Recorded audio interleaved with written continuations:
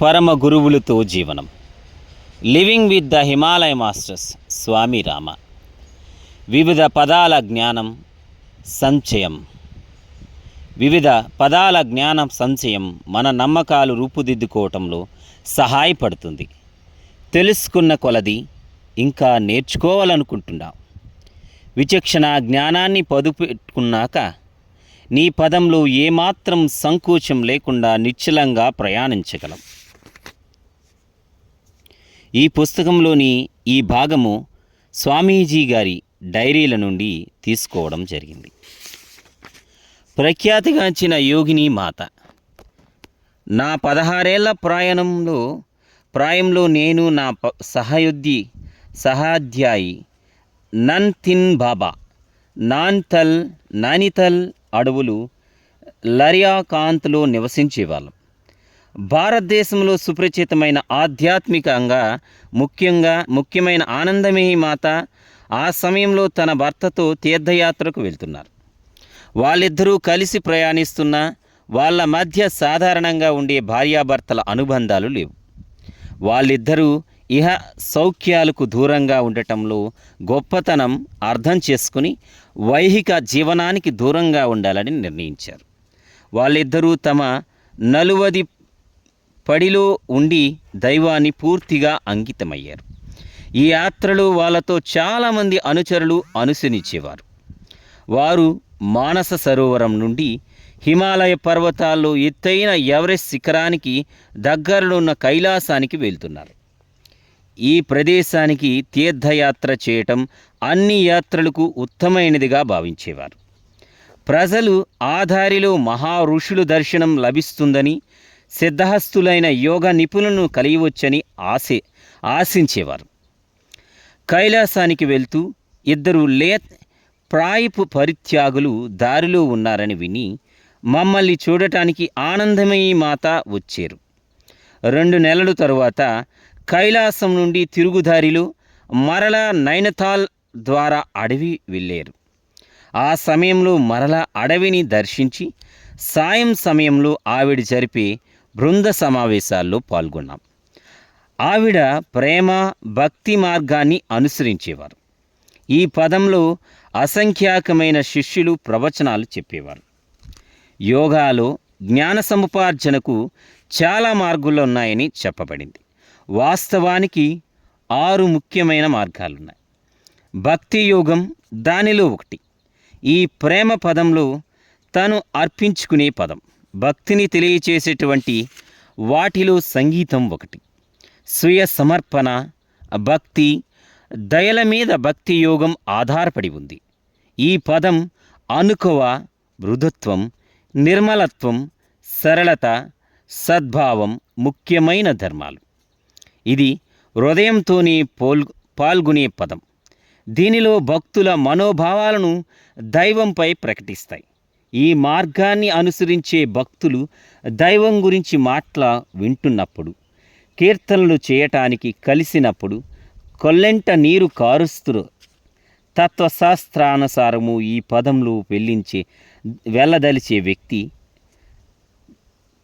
దైవంలో లీనం కోరడు.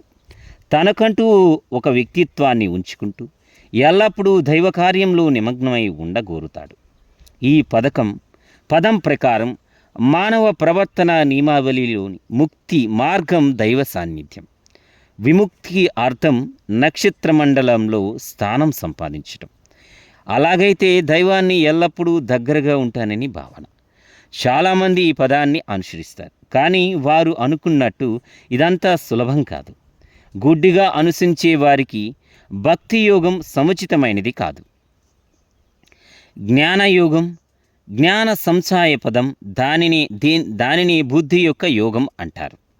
ఈ అధ్యయనం కేవలం అంతర్బుద్ధి వికసితం కాక అర్హుడైన అధ్యాపకుని ద్వారా మహాత్ముల ప్రవచనాల జాగ్రత్తగా వినటం వల్ల పదును పెట్టబడిన బుద్ధితో ఈ ప్రవచనాలను చూసి ఆఖరుకు నిర్వాణ స్థితికి పొందుట. ఈ పదం కత్తి మీద సాము లాంటిది.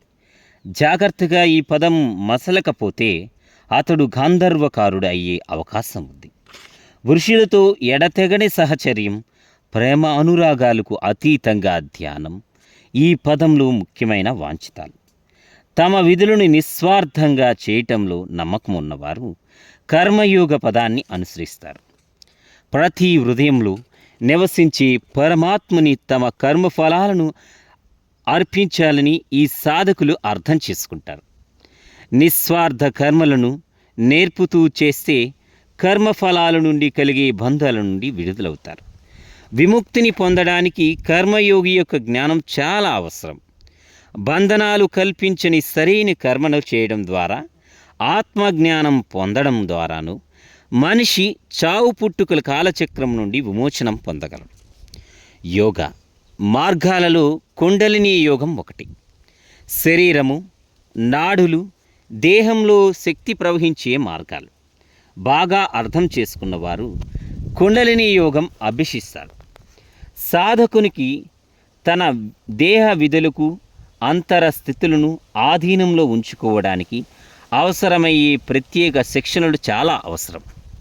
వెన్నెముక ఆరంభ బిందువు వద్ద నిద్రావస్థలో ఉండే మూలాధార శక్తిని ఆత్మచైతన్యంతో జాగృత వ్యవస్థలోకి ఉండే సుషుమ్న ద్వారా చక్రాలలో అత్యున్నతమైన స్థాయికి తీసుకుని వెళ్ళబడుతుంది. ఇక్కడ శక్తి, శివసూత్రాలు ఏకమవుతాయి. సుషుమ్న మూలాశక్తి ప్రవాహమునకు సూక్ష్మ మార్గం. ఈ మూలాశక్తి వెన్నుపూస యొక్క ఆధార స్థానంలో నిద్రాణంగా ఉంటుంది. సుషుమ్న ద్వారానే కుండలిని పైకి లేస్తుంది. చక్రాలు సూక్ష్మదేశం యొక్క ప్రాణచక్రాలు. విశ్వమూల శక్తి ఈ తల్లి శక్తి ద్వారానే జాగృతమవుతుంది, సృష్టి కార్యాలను నిర్వహిస్తుంది. రాజయోగము క్రమబద్ధమైన శిక్షణాపదం. అది సాధకునికి 8 మెట్లు శిక్షణా సోపానాలనిచ్చే ద్వారా సమాధి స్థితికి లేదా పరమాత్మునిలో లీనమవ్వడానికి దారి చూపుతుంది. ఇది విస్తృతార్థ బోధకమైన పదం. కర్మ, భక్తి, కుండలిని జ్ఞానాలను మేళవించి అతి క్రమబద్ధంగా రూపొందించిన శాస్త్రం. రాజయోగం యొక్క ఆధ్యాత్మిక, సాంఖ్య యొక్క ఆధ్యాత్మిక మీద ఆధారపడి ఉంటుంది. శ్రీ విద్యా పదం అన్నింటిలో అత్యుత్తమైనది.